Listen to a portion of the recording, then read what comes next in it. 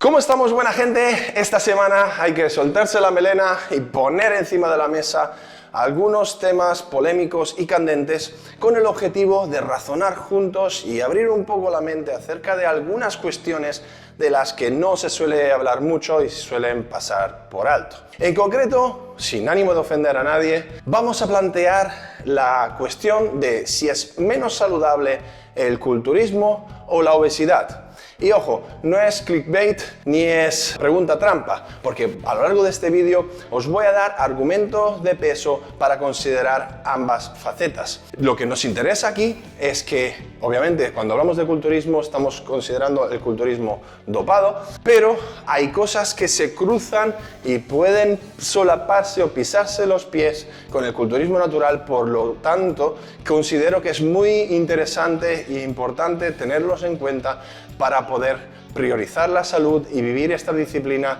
de la forma más sostenible y longeva posible. Así que, sin más dilación, espero tu respuesta rápida sobre esta cuestión antes de ver el vídeo y luego te dejo que escuches lo que tengo que contarte. Bueno, antes de entrar en detalles, tenemos que aclarar qué significa objetivamente eso de estar saludable o de qué entendemos por salud. Porque así, de buenas a primeras, si nos imaginamos un tío mazadísimo con los abdominales para afuera, todo petado, con pinta de superhéroe, solo podemos pensar en cosas bonitas y ¡ay, qué guay! Me gustaría ser como él, ¿no? Mientras que si imaginamos a una persona obesa, solo se nos vienen a la cabeza cosas chungas de que se va a matar y que debería de cambiar sus hábitos. Esto ¿es realmente así? ¿O igual nos están trampeando y cortocircuitando las neuronas? Vamos por partes. Como indica la Organización Mundial de la Salud, por salud se entiende un bienestar físico, mental, social y no simplemente la ausencia de enfermedad. Por lo tanto, vamos a tratar de analizar cada una de estas facetas comparando un obeso con un culturista de alto nivel. Evidentemente, no soy tonto, el impacto de una cosa y la otra a nivel epidemiológico es totalmente distinta. Pues tenemos 825 millones de obesos a día de hoy en el planeta. Os invito a chequear en Worldometer, que es una página web donde se ven estadísticas de todo tipo, además actualizadas al momento, es flipante.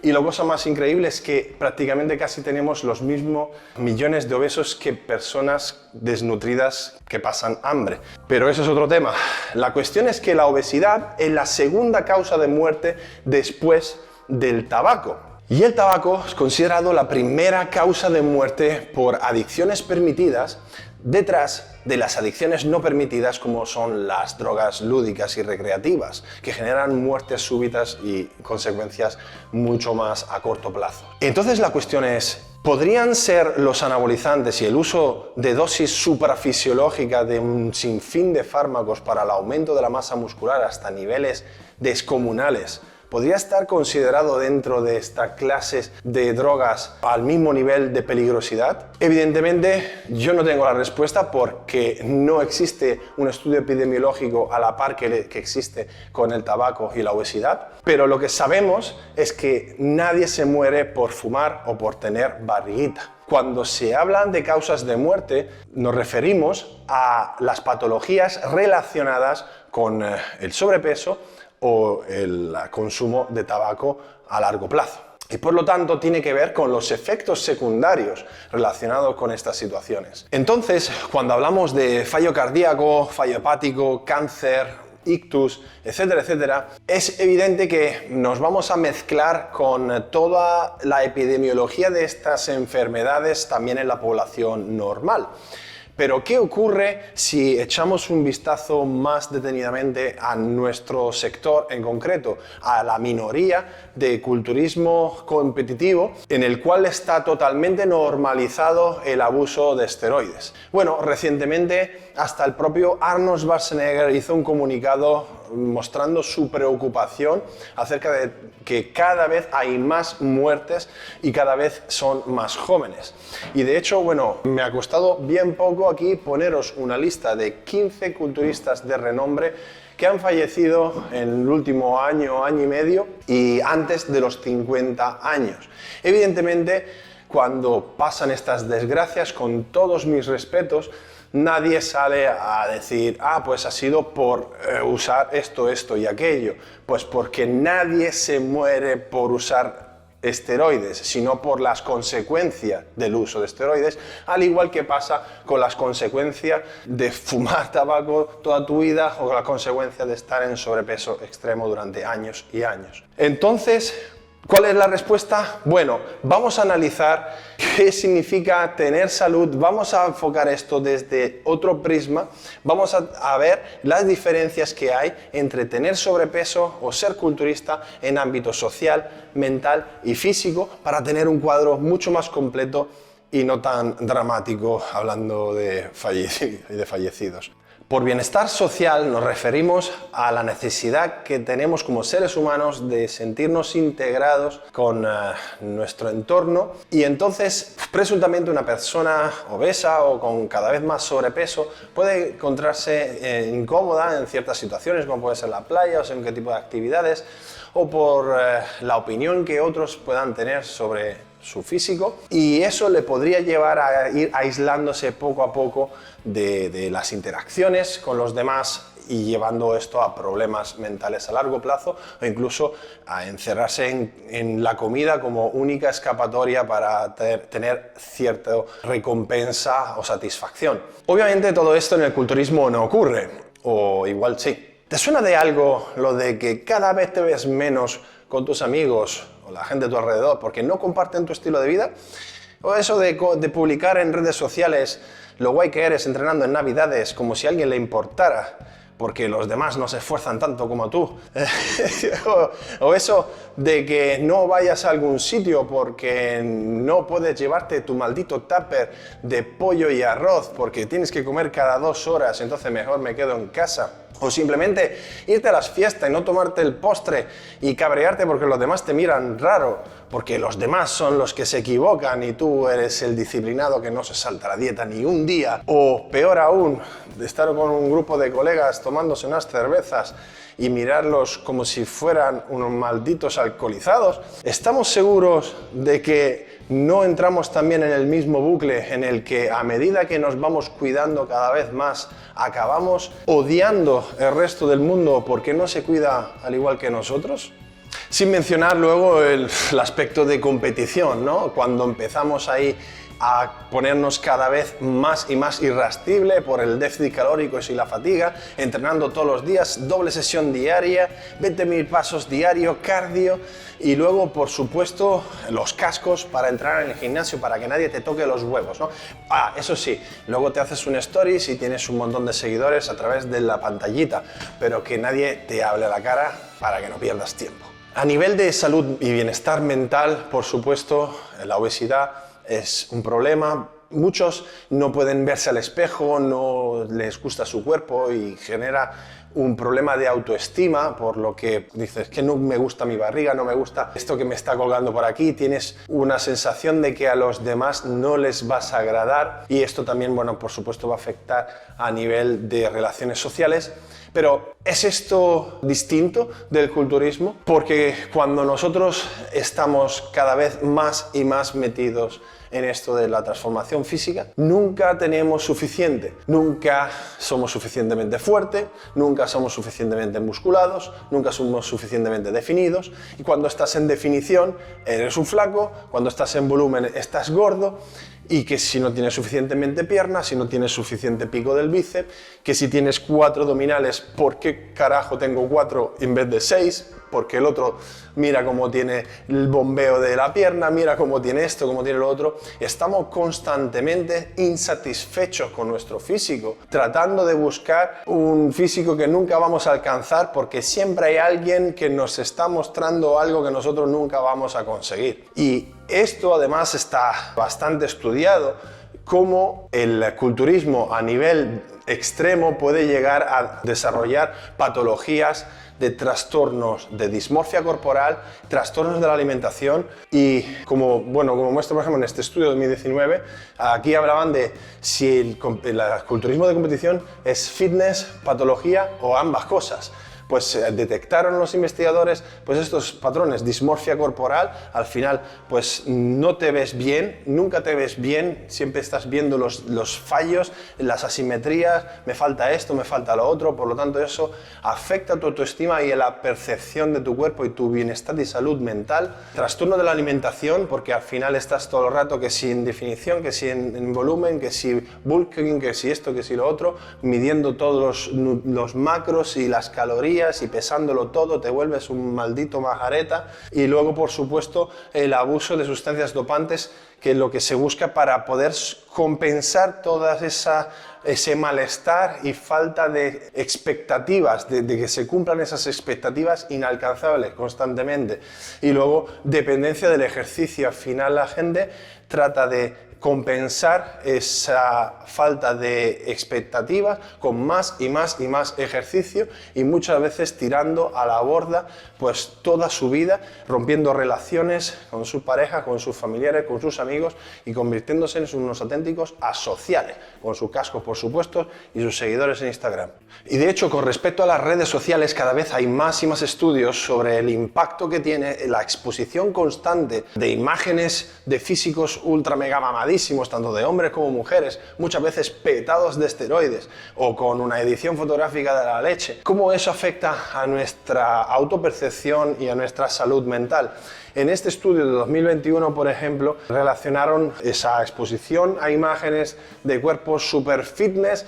Fitspiration, con el hashtag Fitspiration, a varios tipos de riesgo de psicopatologías. En concreto, aquí detectaron, por ejemplo, unos comportamientos de adicción hacia el ejercicio físico, una insatisfacción con el cuerpo,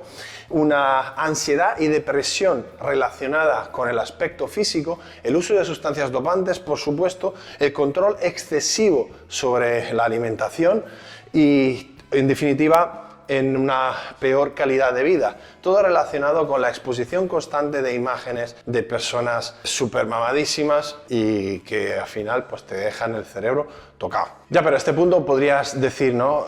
Los obesos están obsesionados con la comida, no pueden parar de pensar en comer. Y quizás sea cierto, pero es que ¿es acaso esto distinto de lo que pasa con un culturista? Sobre todo cuando hablamos de competición. Imagínate cuando estás abordando una preparación donde metes un hachazo calórico del copón para perder un montonazo de kilos en muy poco tiempo para encajar con una fecha en concreto, en el que tu cuerpo te está mandando un montón de señales de hambre porque dice, no entiende por qué carajo la han metido en modo inanición si está rodeado de comida, además súper rica y súper jugosa. Entonces, lo que ocurre es que en tu mente no puedes parar de pensar en la siguiente comida, no puedes parar de pensar en lo que no deberías de comer y que te vas a comer después de la competición. Y de hecho, la mayoría de la gente después de la competición se pegan unos atracones que da miedo y no pueden parar de comer y tienen unos episodios de bulimia y de atracones tremendo, lo cual además les lleva a un sentimiento de culpabilidad,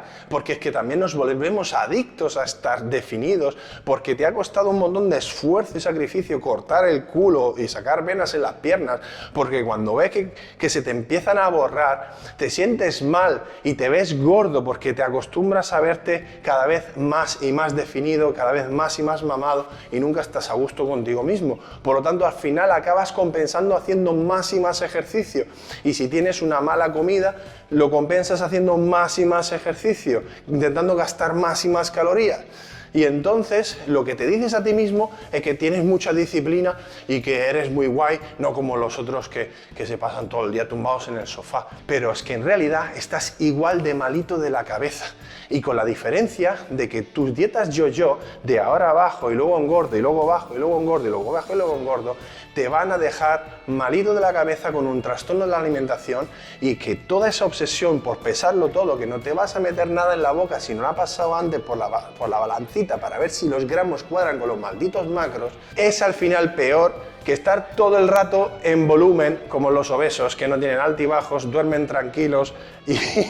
no se preocupan de si se han metido más de esto o menos de aquello. Pero cuando hablamos de salud mental y añadimos el dopaje a la ecuación, tenemos todas las de perder, porque además generan adicción bajo distintas vías. Por ejemplo, los esteroides tienen un efecto directo sobre ciertos neurotransmisores, como serotonina, dopamina, y también sobre adrenalina y noradrenalina, lo cual, respectivamente, tienen el efecto de sentirnos como Superman y súper a tope y con un montón de ganas de romper el mundo, no pain, no gain. Tienes ahí un fuelle que no veas y claro, cuando luego reducimos la cantidad de la suministración tenemos el efecto contrario, por lo que empieza la depresión, la apatía, la anedonia, o sea, la incapacidad de experimentar placer, y esto puede durar de 3 a 5 veces el tiempo de suministración del fármaco. Por lo tanto, la gente, para evitar esa pesadilla, cada vez acorta más y más los ciclos, y hasta que, bueno, luego terminan por no hacer ciclo y utilizar de manera crónica, aumentando de manera exponencial pues todos los riesgos asociados con la utilización de estos fármacos. Si a todo esto además le añadimos la necesidad fisiológica de aumentar más y más las dosis y la variedad de fármacos para poder mantenerse en ese estado, convirtiéndose en auténticos adictos y dependientes de los camellos que te los suministran, pues las cosas se complican sobremanera, además sin tener en cuenta la presión social de toda la gente que cuando dejas de utilizar te está preguntando que a ver si te pasa algo, ¿no? De a ver si estás bien, que a ver si has dejado de entrenar, lo cual hace que tengas que seguir haciendo eso de por vida, muchas veces porque tus propias hormonas ya no las produces. Sin embargo, a un obeso, si deja de serlo, se le anima y se le aplaude. Se le incentiva para que deje de ser obeso o para que lo sea menos. Por lo tanto, aquí hay un problema de feedback, de retroalimentación también, por el cual una persona que es culturista siempre va a buscar irse más y más hacia los extremos, hasta incluso utilizando Sintol o cualquier cosa, whatever it takes, cualquier cosa haga falta, hasta que la muerte nos separe. Y por último, por bienestar físico, hablamos normalmente de algunos parámetros hemáticos, como puede ser el colesterol, la presión arterial o la salud cardiovascular en general, que tanto en personas obesas como en personas culturistas, incluso dopados, no tienen por qué estar alterados. Sin embargo, las probabilidades de que estas alteraciones se verifiquen son dramáticamente elevadas en ambos casos. Normalmente, cuando hablamos de obesos, tenemos un índice que es el BMI para medir cuán cerca está una persona en base a su peso o altura de desarrollar pues estas patologías. Y lo curioso es que los culturistas solemos tener un BMI de obesos también. De hecho, yo mismo tengo un 32,9, pesando 115 kilos por un 87, y mira que no me he metido en nada en toda mi vida. Y pesar mucho significa que el corazón tiene que estar trabajando mucho más duro todo el rato con respecto a una persona mucho más ligera. Esto en sujetos obesos que tienen también un perfil de colesterol o presión arterial elevado, pues crea un cuadro de propensión a la cardiopatía muy peligroso. Por supuesto, un culturista que utilice esteroides también tienen los mismos problemas, pues los esteroides afectan directamente tanto al perfil del colesterol, el perfil hemático, las transaminasas, o sea, un montón de perfiles de cosas, y además también a la presión arterial. Y por eso siempre se dice que tienes que estar haciéndote un montón de analíticas para todo el rato controlar que no estás petando por todos los costados. Pero una de las cosas que siempre se suelen olvidar es el impacto sobre el sistema cardiovascular. Y es que existe un riesgo cada vez más elevado de hipertrofia ventricular izquierda y de crecimientos anómalos del corazón, pues literalmente está obligado a abastecer cada vez más y más sangre hacia una musculatura que está creciendo de manera anómala y artificial y que tiene su propio lecho capilar que hay que abastecer, por lo que somete al corazón a un esfuerzo extra constantemente y prolongado durante toda la práctica deportiva. Esto, asociado a los protocolos de preparación de competición, en el que de repente, unos días antes de la competición, se corta el agua, se mete diuréticos y se manipula sodio y potasio, hace que la sangre se convierta en prácticamente miel que el corazón no es capaz de bombear y tiene que hacer un esfuerzo tremendo, por lo cual es que literalmente estamos hablando de protocolos asesinos es como que deberían de ser clasificados como intentos de asesinatos, porque a nivel cardiovascular es lo que son. Y esto sin tener en cuenta el riesgo de desarrollar o acelerar el desarrollo de cualquier tipo de cáncer, o simplemente en la hipótesis de dejar de consumir esteroides, el hecho de quedarse para siempre sin tu propia producción endógena y tener que depender para siempre de una terapia de reemplazo por el que vas a tener que constantemente estar buscando una solución externa a algo que tu cuerpo debería de producir por sí mismo. Entonces, tras todos esos argumentos encima de la mesa, la respuesta está encrucijada sobre qué es menos saludable, el culturismo o la obesidad, es que va a ser un depende en base a cuán al extremo llevemos cada cosa. Evidentemente, hacer deporte, hacer culturismo de manera natural, con cabeza, cuidar la alimentación, tener un estilo de vida saludable, tratar de ser la mejor versión que yo pueda ser, va a ser algo súper positivo que va a aportar muchísima calidad de vida, pero tenemos que tener muy claro cuál es el límite en el que se cruza con el culturismo dopado y que está ahí al borde de la patología y de los trastornos, tanto de la percepción corporal como de la alimentación, para tener claro cuál es la línea que no hay que cruzar. Sin embargo, lo que considero más preocupante es la diferencia tan abismal con respecto a la perspectiva y la percepción que se tiene entre ambas situaciones. Porque cuando hablamos de obesidad, nadie te va a dar un premio por estar más y más obeso, ni la gente te va a estar aplaudiendo por haberte puesto más y más obeso. Todo el mundo tiene claro que es una situación que necesita ayuda y de la que hay que salir porque es muy perjudicial para la salud. Sin embargo, en el culturismo tenemos un sistema que premia literalmente al que más mierda se mete en el cuerpo, que da más dinero, alcance y visibilidad